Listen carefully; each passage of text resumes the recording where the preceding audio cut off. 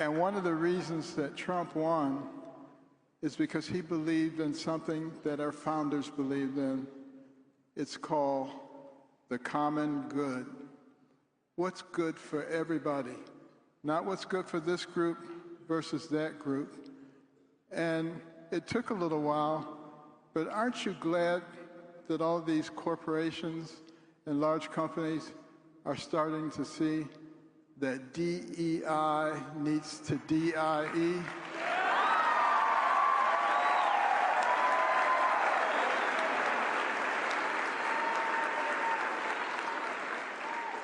And so many people marched, protested, bled, and even died so that we could have equality in this country.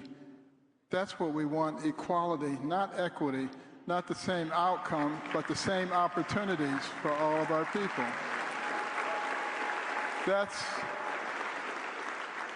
That's the thing that really made America into a great nation. But we have those who want to fundamentally change us into something else. And they are spending their time trying to divide us. You know, one of the main tactics of socialists is to create class warfare. Have you noticed that? Rich people are evil, they try to tell you. Guess what? If there were no rich people, we wouldn't have this beautiful convention center.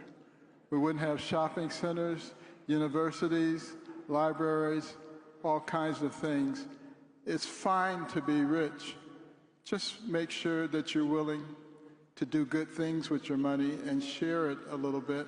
And America has always been at the top of the list in terms of people who are willing to do that.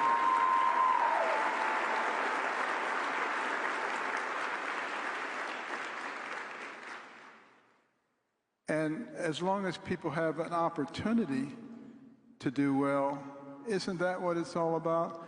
You know, I remember as a youngster, one of the things that I hated was poverty. You know, some people hate snakes and rats. I hated poverty. It bothered the heck out of me. But you know, when I started doing a lot of reading, and particularly reading about successful people, and I began to understand that the person who has the most to do with what happens to you in life is you, then the poverty didn't bother me anymore, because I knew it was only temporary and that I could change it and that I could work as hard as I wanted to or as little as I wanted to, and that I would benefit from it. Isn't that the American dream? Isn't that what it's all about?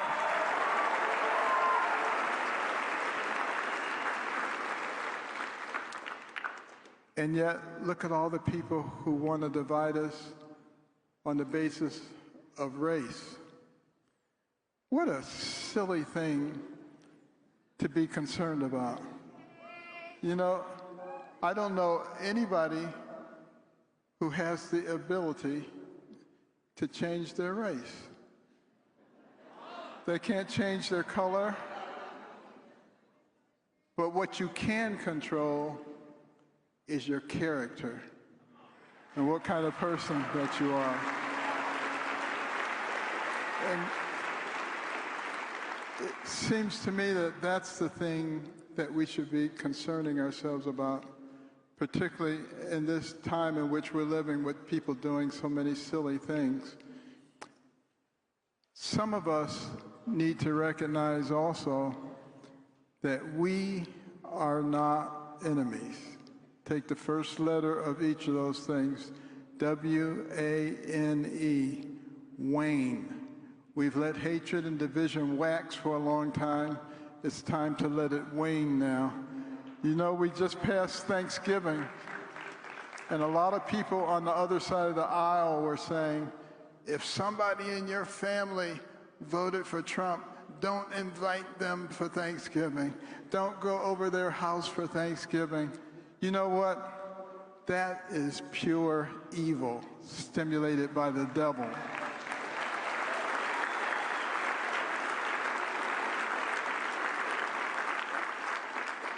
And we have to be the ones who realize that we are friends and neighbors and colleagues. And when we work together, there are very few things that we're incapable of. You know, when you think about what God has given us, which is the gift of our brain, the human brain, the most sophisticated organ system in the universe. And guess what? As a neurosurgeon, I operated on people from every continent, every race. And I can tell you, when I peeled that scalp down and took off that bone flap, I couldn't tell what color they were, because the brains are the same, and the brains are the things that make you who you are, not your skin color, not your hair, not the shape of your nose.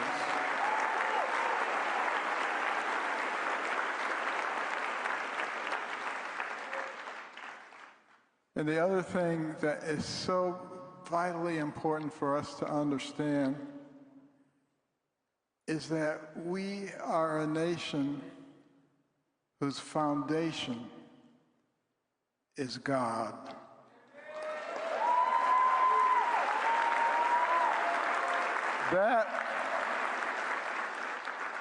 That is the reason that we went from a ragtag bunch of militiamen to the pinnacle of the world in record time.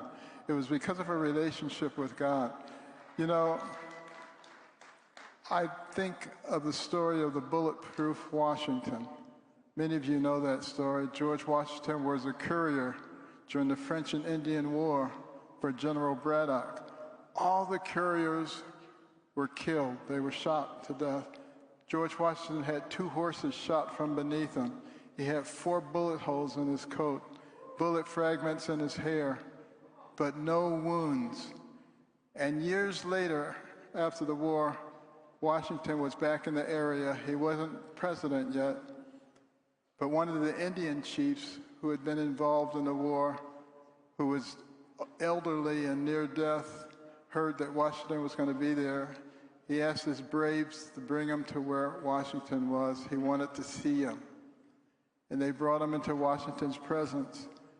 And he said to Washington, "Sir, I am an expert marksman, and I shot you 17 times.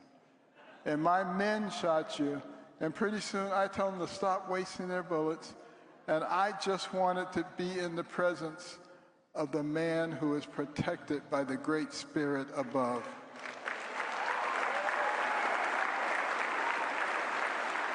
And that story used to be in all of our history books until it became politically incorrect. And then there's the story of the Battle of Long Island when Washington was down to his last platoon. The American Revolutionary War was about to end. General Howe had them surrounded by land and by sea. They were going to wipe out the last of the resistance.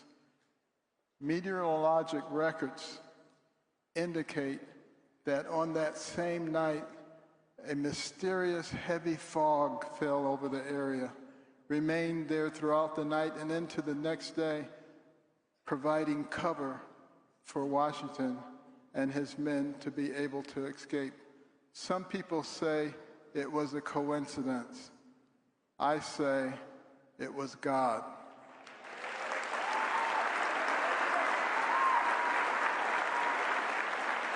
And we must remember what it means when we say that we are one nation under God. We must never forget that relationship. And it's time to come back to it. We've had a chance to see what happens when we put God in the background. We spiral downward. We become enemies. We confuse our children about their gender. We have drag trains in elementary schools. We have men in women's locker rooms and playing women's sports. We lose all of our common sense. All of it is there for us to remember. Don't let anybody tell you that you can't talk about God in public.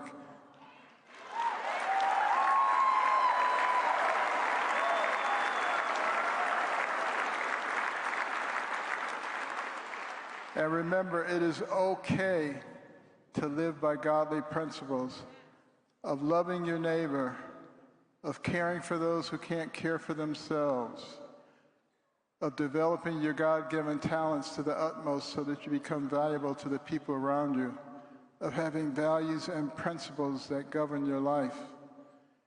And I'll tell you, 2 weeks ago I was with President Trump, and I said, what are you taking to give you all this energy?